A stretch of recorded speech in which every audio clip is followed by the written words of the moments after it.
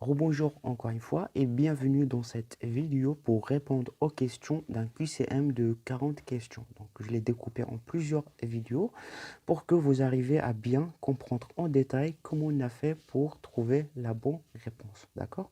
Donc, on est arrivé à la 33e question. Donc, la 33e question dit qu'est-ce que la marque? C'est l'aspect extérieur d'un produit, c'est le design en anglais, c'est le packaging en anglais, c'est un signe distinctif qui sert à différencier les produits similaires.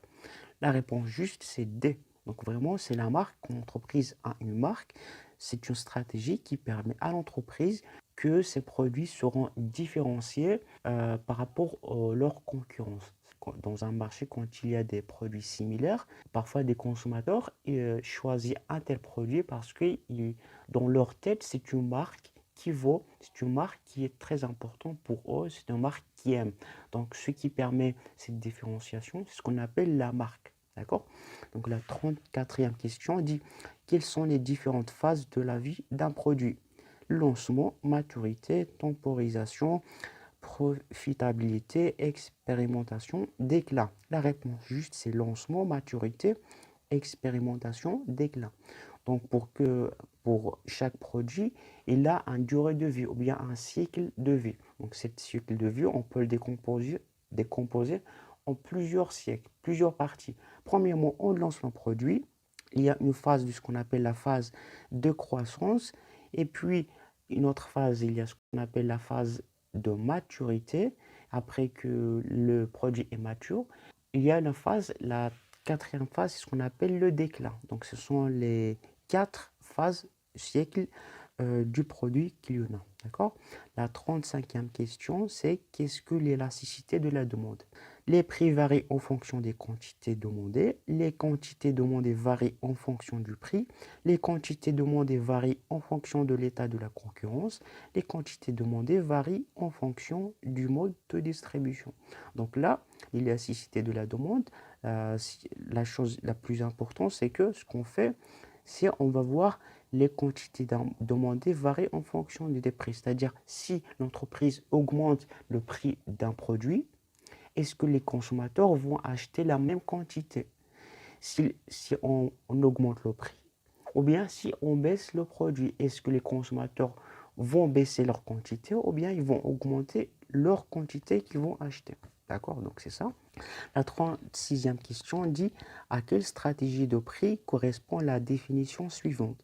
Prix plus élevé que ceux de la concurrence. Stratégie d'écrémage, stratégie d'alignement, stratégie de pénétration, stratégie différenciation. La réponse juste, c'est stratégie d'écrémage. Les entreprises qui font ça, c'est des entreprises qui fixent un prix plus élevé par rapport aux concurrences. La stratégie de pénétration, là, quand l'entreprise réduit le prix, quand il a un prix plus bas par rapport aux autres concurrents. D'accord?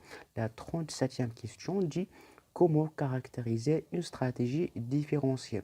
Prix aligné sur ceux pratiqués par la concurrence, prix aligné par ceux qui pratiqués par le leader du marché, prix différent en fonction du segment de clients, prix moins élevé que ceux de la concurrence. La réponse juste, c'est prix différencié en fonction du segment de clientèle. Parce que quand l'entreprise fait une stratégie de différenciation, c'est par rapport à un segment, client.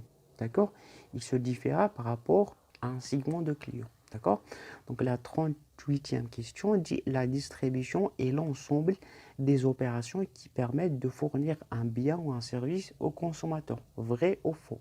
La réponse juste, c'est vrai. Donc la distribution, c'est une activité qui nous permet à l'entreprise de livrer le produit dans ses locaux jusqu'à arriver au consommateur. Cette étape, le transport, la logistique, le stockage dans les dépôts, les grossistes, donc toute cette étape, ce qu'on appelle la distribution. D'accord? La 39e question dit quels sont les différents canaux de distribution. Canal direct, canal intensif, canal sélectif, canal court ou long. La réponse juste, c'est A et D. Les canaux directs, soit l'entreprise vend ses produits directement, ou bien il utilise des canaux courts ou longs. D'accord?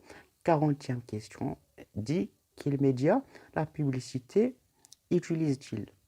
La réponse juste, c'est la télévision et l'Internet. Donc, ce sont des réponses qui sont justes que, voilà, pour diffuser un message publicitaire, on peut utiliser soit de la télévision, soit de l'Internet. Donc, voilà, j'espère maintenant que vous avez compris ce QCM de 40 questions.